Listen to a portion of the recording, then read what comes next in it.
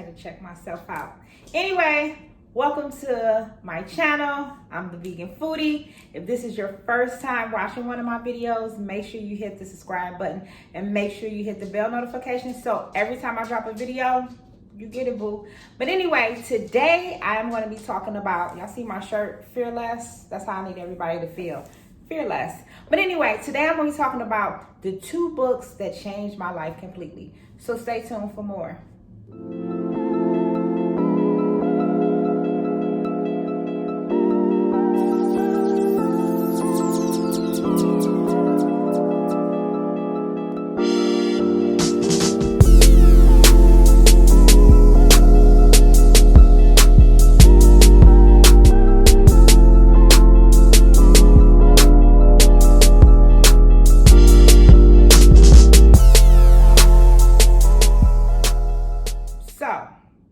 I hope you guys like the view.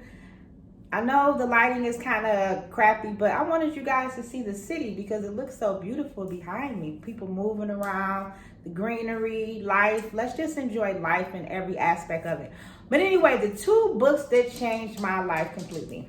The first book was The Power of Now, and the second book was The Subtle Art of Not Giving a Fuck, which were 2 good books that I actually got from watching YouTubes, and they would suggest books to read. So I was like, The Subtle Art of Not Giving a Fuck, And then The Power Now, I actually saw that book because when Russell Simmons did his little rant and kind of went in on Oprah, he talked about how he gifted her knowledge and he gifted her the art of meditation, and he also had her reading the book The Power of Now. So that's what made me go check it out, because if Russell Simmons, recommended this book for Oprah, then that's something that I truly need to read, right? Actually, we all need to read it. We need to, you at home doing nothing, so, download Audible or, go to Amazon, order this book, order both books, and trust me, you will feel so much better about your life, for real.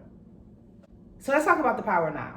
So one of the things that I took from the book, The Power Now, was to be in the present. The book talks about being in the present. That's what the whole book about, is being in the present. And when I read the book, well, actually when I listened to the audio, because I got the Audible book, I was listening to the book and I thought about, something came to mind, and it was like, you know what? I rarely live in the present, like rarely, like damn near 9 times out of 10, I'm not.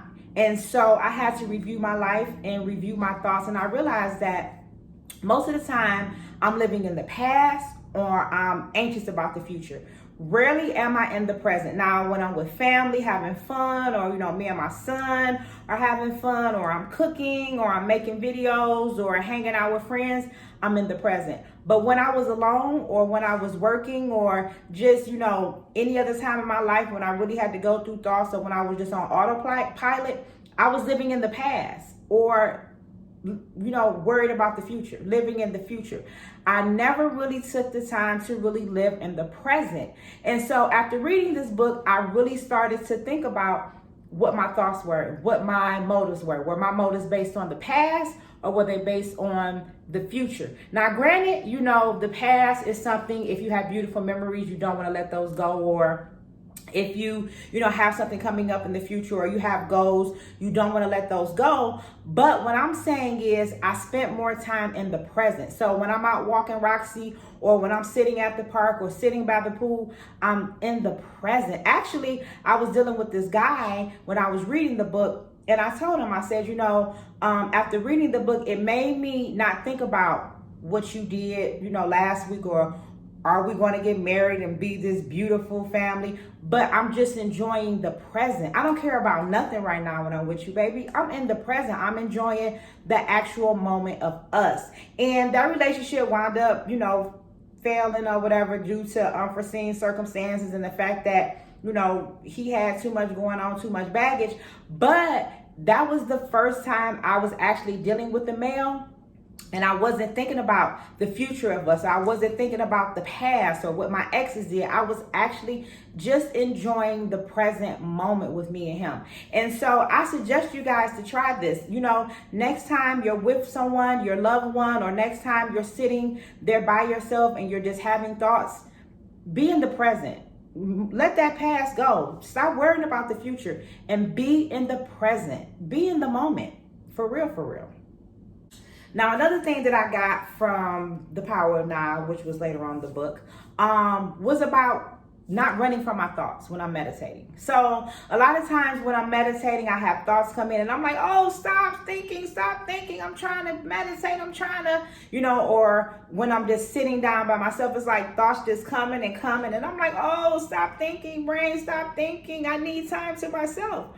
But what I started to do was observe my thoughts. Flat out. If I'm thinking about this, let me go ahead and think about it and figure it out and keep it moving. So that 2 months from now, 2 years from now, I'm not thinking about the same thing. So for me, the book taught me how to observe my thoughts. Not indulge in my thoughts, but observe my thoughts. Because sometimes I look in the mirror and I look slim.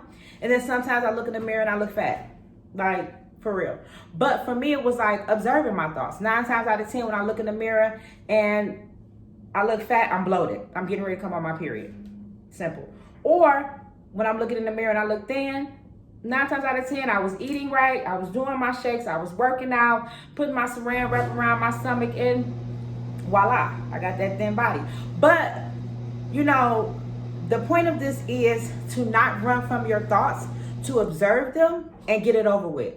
Don't dwell on it. Just get it over with. Think about it. Deal with it. Okay, then move on. So, another thing from The Power of Now, and this is something that it's a bunch of YouTubes that talk about this, and I suggest you take your time and you research this, but it's about duality, the good and bad of life. And for me, I removed myself from just duality. This is good. This is bad. This is bad. This is good. Everything it got to go by this. It's either good or it's bad. But I decided to look at everything as beautiful. Flat out. Life is beautiful. Life is so beautiful when you really sit and think about it. Think about how beautiful life is. When you walk outside, like, look at this. Look at how beautiful this is. Regardless of the fact that I'm in quarantine, right? So I can't really go nowhere, but I have this beautiful view. So I'm not going to dwell on the bad or the good. I'm just going to deal with the beauty of life. So I really want you to take time to really research duality and realize how duality has ruined so many people's lives, so many different relationships. Duality has created so many judgments, so many egos, so much pride. But when you remove yourself from duality, none of that matters anymore. Like, I don't care. The good, the bad, the ugly. My life is beautiful. So, I don't really care. And, situations may happen that may be troubling or, may be uplifting, but I don't judge it for this is a bad situation or this is a good situation. I just look at it as a situation and where's the beauty in it? Whether it's an uplifting situation or whether it's a situation that may decrease my happiness for a particular small bit of time. Now, the subtle art of not giving a fuck. This book right here, baby, when I say I read this book, I actually read the PDF online for free. Yeah, forgive me, you know what I'm saying? But I did. And this book right here, I really could not stop reading it. It was just like one of them books that made me be like, oh, But the subtle art of not giving a fuck. So let's get into it. So, one of the main thing that I took from this book is I chose what to give a fuck about. Not that I just didn't give a fuck, period. I'm walking around life like, oh, I don't give a fuck. That don't matter nothing. Ain't nothing matter to me. No, I chose what to give a fuck about. And when I decided to choose what I gave a fuck about, I literally can hold my concerns in one hand.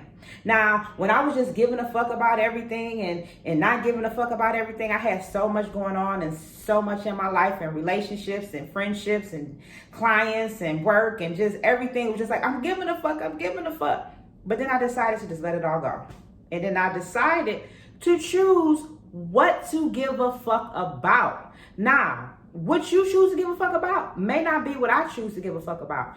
But I chose to decide essential things in my life that I choose to care about. Anything else, hey, baby, I don't care. And I'm not about to stress about not caring either.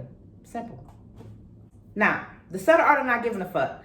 After reading this book, I actually forgave myself for caring too much about failed friendships, failed relationships, bad clients, failed client runs, just a lot of things. I forgave myself for worrying and caring about these things. Like, baby girl, you didn't have to care about that. So why are you doing it? I had to forgive myself because I realized early on that I can worry if I really choose to, but I'm not about to be a worrier. So I forgave myself for worrying. I forgave myself for caring too much. And then I forgave myself for even allowing myself to be vulnerable to those emotions. So the subtle art of not giving a fuck made me forgive myself for giving a fuck. Simple.